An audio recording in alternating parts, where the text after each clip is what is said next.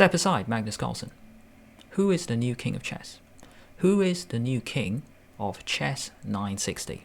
In this video, I'm going to show you 2 games.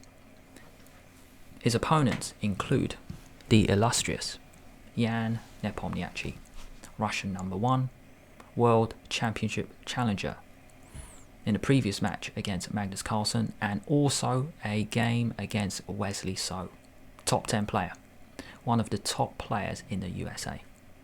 We have Nodirbek Abdul Sattarov, Uzbekistan #1. So first up, we're going to check out the difference chess 960 means.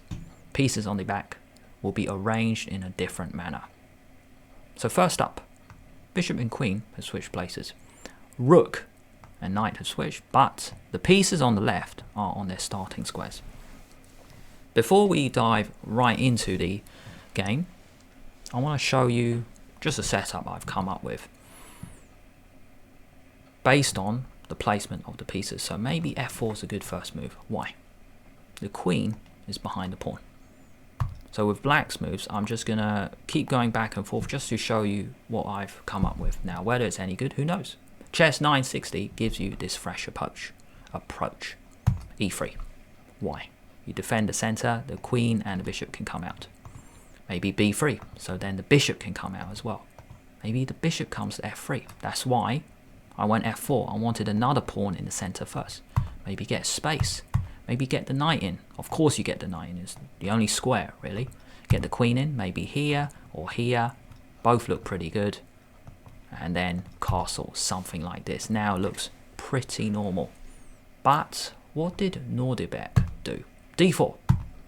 And now knight g3. f5.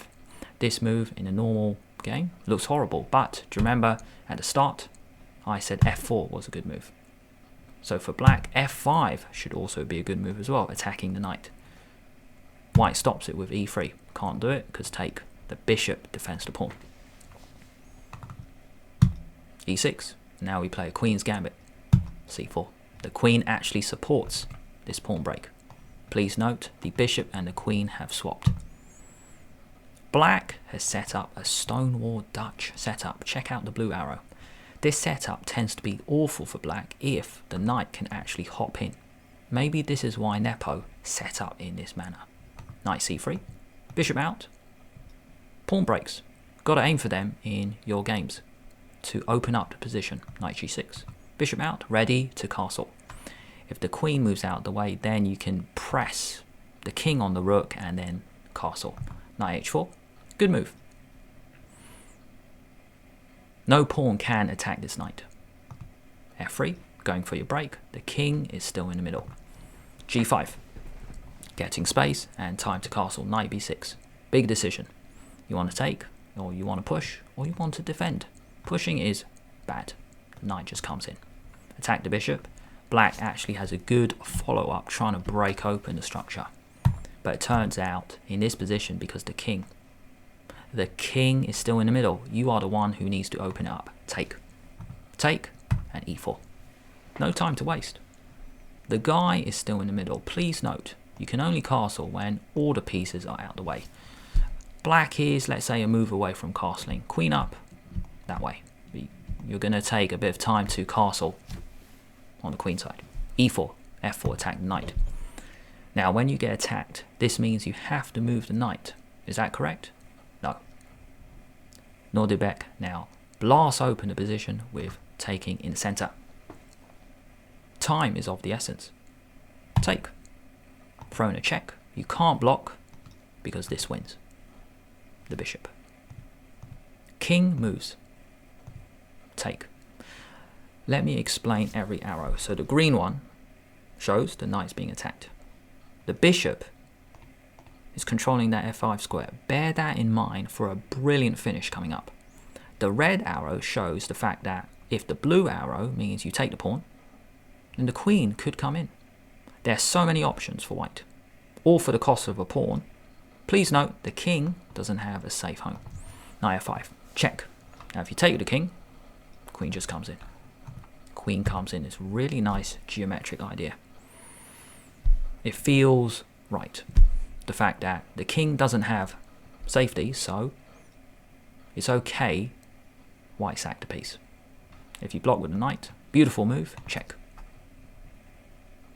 If you go king here, you can't, because the blue arrow shows this bishop will take. Game over. Now let's go back a few moves, back to the game. After this capture, it is very natural for black to take towards the center anyway. d5. Going with the momentum. If you take, queen comes in. No. Bishop b7, defend. Queen d3 first, you attack the knight. King is still in the middle.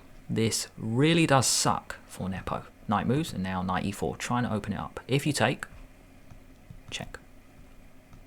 Here. Lots of green arrows, let me explain. So the first two, the queen and the rook, show the fact that so many squares are being controlled. The bishop controls so many, this bishop might come out later. And the king is just totally stranded. Awful position for black. Let's go back a few moves. Take. Now check. Take with check. Just want to show you this brilliant moment. If you take, bishop b4 check wins. When I saw this, I thought, well, hang on, c5. Cool sacrificial idea. I didn't really think about this. I take with check. And then now, really calm move. The green arrow shows the 6th rank. Time to cut off the king. Yeah, very difficult to play these kind of moves in any chess game. You've just sacked a piece. You've got to follow up with check, check, check, checkmate, or else you're just down a piece. No. You take a move out, cut off the exit squares for the black king. Really calm move in the midst of a battle. Check. Now you swing the queen and check. The rook continues to cut off the 6 rank, check. And now you bring in the rook. Blue squares show the limitation of the black king. Doesn't have many squares to go to. The queen can come back, b4 check, queen d4. The rook continues to do a great job. So going back to the game, just wanted to show you this sacrificial idea because I've never ever seen it before. Guy takes the queen, normal, check. Hit the king and the rook, it blocks, check. Do you remember a long time ago I told you to look out for the fact that this bishop can come in with a devastating check. If the king goes on the back, you take the rook. But that's actually what the guy does. We're going to look at this very soon. If here, pause the video now or just let the 3-second timer run. What is a brilliant move for white, and it's not actually to take the rook with check. This is called board vision. Can you see the whole board? Bishop a5 check. Couple of bishops slice the board. Game over. If you move the king now, you can take with check. That's mate. That is mate. All of a sudden, you can't even block because of the rook. If you go back a few moves here, if you block with the knight, now you can take with check. I would probably just win the queen. That's coming up next anyway. So an absolutely beautiful finish here. And just want to mention, if here, same thing. Same move. That's why I didn't talk about it. If you block with the knight, you come in. The king is running out of squares. That is mate all of a sudden. And one more option, if you come towards here. Absolutely beautiful move. Pause the video now. Or let the timer run. Can you find checkmate in 2 moves? Beautiful geometry cross pin idea. You might be thinking, what's he talking about? Calm down. You just go rook here. No. Rook here. Using the pin. I just thought it's a beautiful variation. I know why it's totally winning, but so what? You can still find beauty in the victory. Here, mate. Using the pin. It is illegal for the knight. Oh, to take. So first up, we're going to have a discussion. Look at the back. It kind of sucks in this 960 position when the queen's in the corner. If you're unable to get your queen in the game, well, you're not going to have a great position. I actually really like it when the bishops are in the corners. This is what I mentioned in my first video when I featured 2 of Magnus's games. All you have to do is this, and then the pieces are in the game. And that's exactly what happens. G3, G6 was the first 2 moves. So what else can we talk about? Well, they're on the same starting squares. The rooks are pretty good already. In the center, that's where rooks belong anyway. So it's a pretty normal position, and that rook is going to be there anyway if you castle. So it's almost no change, really. The big thing to talk about are these two. So now what? Knight in, c5. So far, black is controlling the central square twice. Castle. This setup is like a King's Indian. Knight here, g3. Imagine the bishop came out and then you castled. So imagine the bishop is here. It just looks like a totally normal position. But the bishop's just in the corner. So it looks pretty normal. Knight here. Black controls the central square 3 times. c3. Well, at the moment this queen isn't really in the game, but Nodirbek wants to go for d4. Take with the knight. Bishop out, rook e1. I mean, very sensible from white. Gotta get that queen, and I hate the fact that your most valuable asset is in the corner doing nothing. Queen c8, lining up the queen and the bishop, tends to be good. Bishop out, take, block the bishop, comes back in the game. Oh, I hate when that happens. Let's go back a few moves. Bishop here, hit the queen, hit the pawn, hit the rook, it goes back, hit the pawn, 1, 2. Please remember the fact that even though this bishop hasn't moved in the game, it has a great effect. And later on, we're going to see an absolutely brilliant move by white. Knight c3. Is the queen going to come in this direction? b1, c1, d1. No. Black has just castled. Just want to show you, if you guys are a bit unsure, you want to play Fischer random, there's nothing in the way. This is how you do it. King on the rook, and then we castle. How are you going to get the queen in the game? a4. You attack the queen. You get space on the queen side. It is literally the queen side. Your queen has started in the corner. Hit the queen. Continue to hit the queen, and you defend the rook, and you're actually going to trap the queen pretty soon. Well, it's got one escape square. Bishop f4. If you take, probably take with one of these. So nope. Hit the rook. Things now come off. You might be wondering, why am I showing you this game? Lots of things are now coming off. Big decision. Got to trade. Take. Knight in. And now here is an absolutely brilliant move. Can you find a really cool idea? Now, this move doesn't win. I just thought, I have never ever played this move in a long play, in a serious game. Can you find a brilliant square for this piece? Knight in the corner. Have you ever put your knight in the corner deliberately with some intention? We're going to attack the b6 pawn. Wesley so attacks a bishop. Now this bishop is in the game. Drop it back. This knight continues to attack the pawn. It is defended by the rook. Rook b8 defend. g4, hit the knight. Now some momentum. Coming up, many attacking moves. So first we attack the knight. Why? It's got to drop back because we want to attack the rook. It moves. You've got to move here or else white will take the pawn. Knight comes back. Okay, well you can take the pawn except you can't. Black goes g5. h5. If you take, game over. The rook comes in with check. The back rank is so weak. Bishop here. Win. Take it. Next. So black probably has to do this. Just want to show you a cool idea. h3. If you move the knight away, that is game over. Nice mating pattern. You might be thinking, why didn't I say that in the first place? It's because black has a counter shot, e5. Take, here. And now you block. Right, that's the move I missed because I was wondering, I just turned on the engine just to check. How do you stop this threat? You literally move the rook back. Now, let's go back a few moves. Knight c7, h5. Give the king space, but also you attack the pawn. Good move from Wesley. Take. Looks like we're here before. Deja vu. Nothing's changed except there's no g-pawn. Bishop in. Continuing.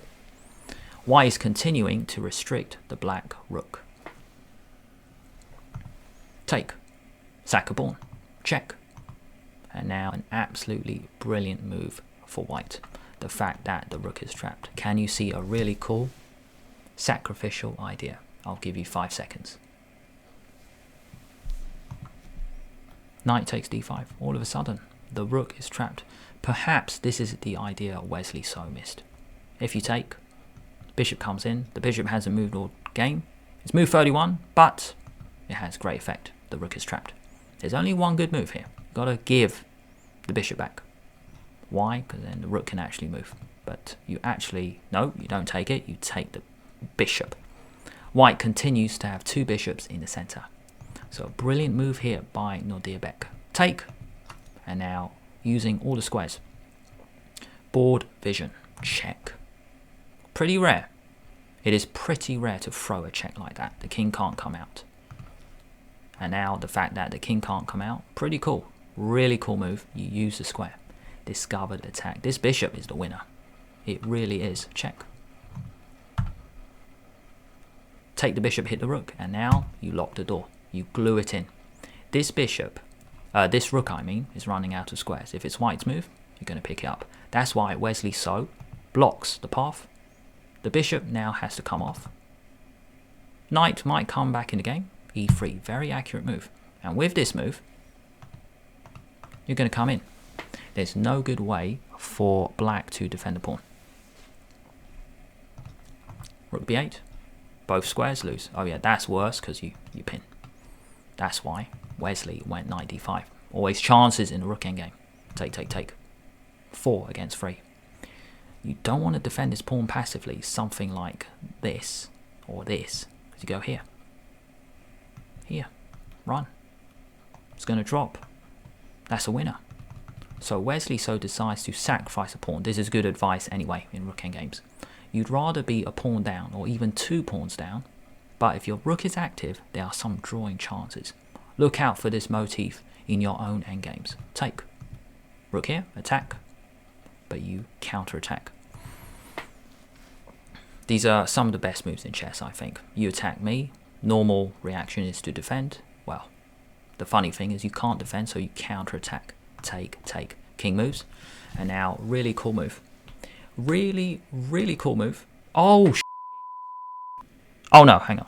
Sorry. I thought the board was messed up. Rook f6, king g7, and really cool move. It's not rook f4 to defend. If you had this position with white, what would you play in this endgame? Pause the video now, or just let the 5-second timer run. Where do you put the rook? Here. That's passive. Because rook here, that's going to drop. There's no good way to defend it. Rooks belong behind passed pawns. Really cool journey.